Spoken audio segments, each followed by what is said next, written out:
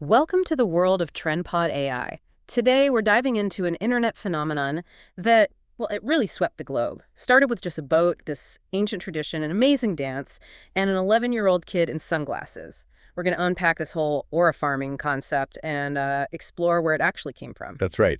And this deep dive, it's more than just looking at a viral clip. It's about understanding a real cultural moment. Yeah. We'll get into the centuries-old tradition behind it all.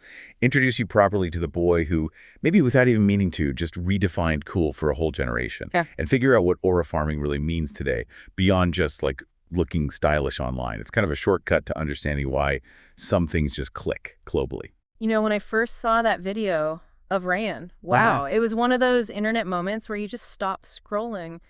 This kid, right, totally calm on this speeding racing boat. It was something else. And yeah, it kicked off in this small village in Indonesia, an 11-year-old Ryan Arkandika. For lots of us, that was the first time seeing him. But for others, it was like seeing tradition come alive in a totally fresh way. And the context here is just fascinating. It wasn't, just some kid messing around on a boat. He was part of the Jalur, but some people say Jalur online. It's this Indonesian boat race tradition that goes back centuries. Seriously.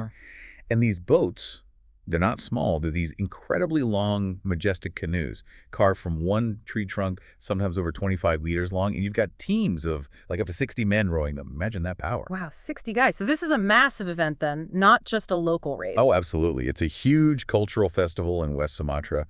Draws massive crowds. It's all about community, strength, heritage, the works. Okay, so a really big deal. And Ryan's role in this whole intense race, it was pretty specific, wasn't it? Yeah, very specific. His job title was Tukantari, or Togakluan. Basically means the board dancer, the person right up on the prow, the front of the boat.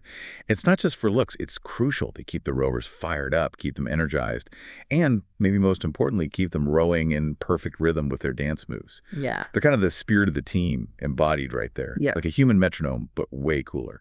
That sounds like a ton of pressure for an 11-year-old. And yet his performance, what really stood out to you? Because it obviously hit a nerve with millions way beyond Indonesia. It's just astonishing, especially when you hear it was his first time doing it in a real race, his first time as Tukantari. His composure was unbelievable. The balance, first off. I mean, standing on the edge of a boat going that fast, that's tough. Yeah. But it was more his whole demeanor. The moves are so smooth, right? Rolling his arms like wheels, striking this warrior pose. He even blew kisses to the crowd.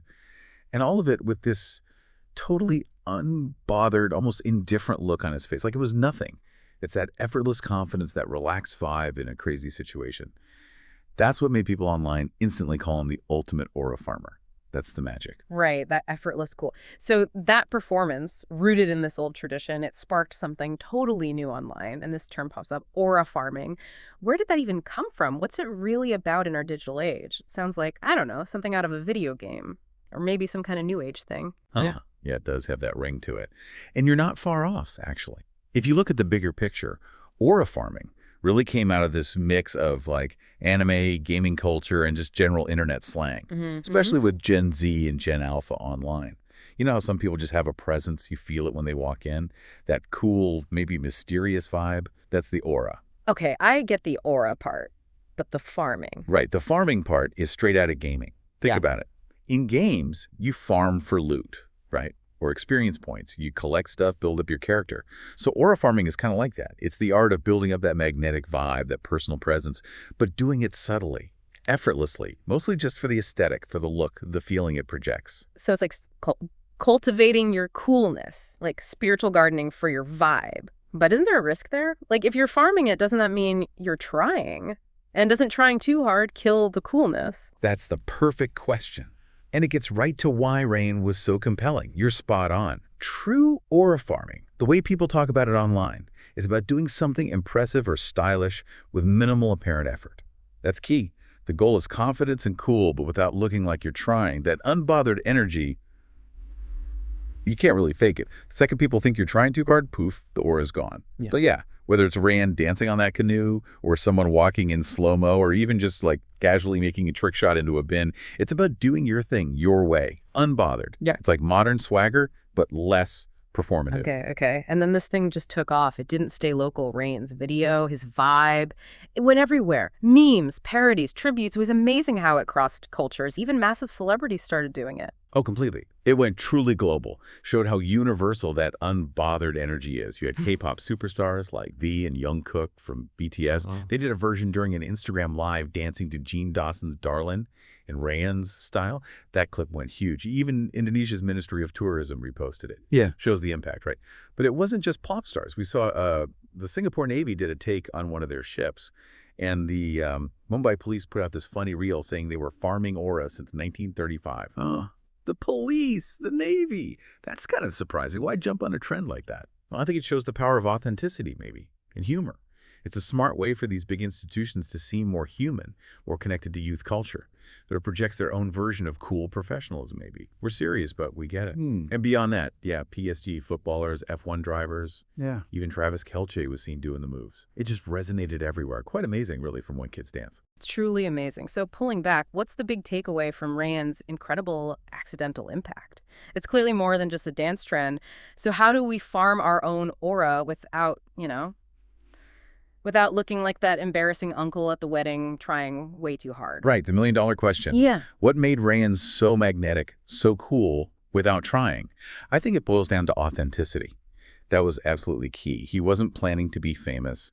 He wasn't performing for the internet. He was just doing his thing, something he loved, in his own unique way. That genuine energy, that's what people felt.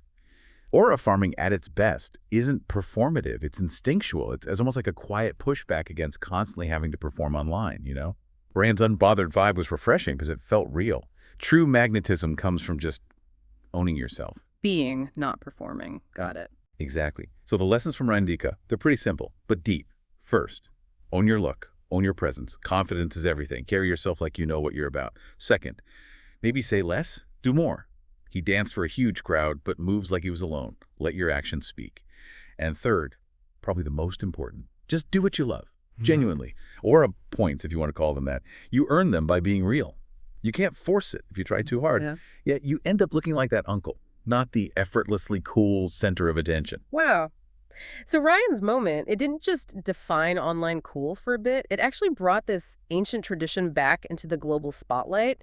He basically became a cultural ambassador without even trying, just by being himself, bridging old and new. Absolutely. And the enduring lesson here, it's pretty clear. The people with real aura, they don't chase trends. They are the trend. It's about showing up, finding your balance, doing your thing, dancing your heart out, basically. Every generation finds its own way to express that cool. Boomers had their power suits. Gen X had grunge. Millennials, maybe minimalism. Gen Z, Gen Alpha, well, they're farming aura. And Ryan just nailed it. It's a whole mood. A powerful thought. So whether you're 11 or, heck, 61, Ryan's authenticity reminds us that real influence, that aura, you can't fake it. You earn it by being you, doing what you love, staying unbothered, because trying too hard to impress, that's the biggest aura killer there is. Thank you for joining us on this deep dive. Thank you.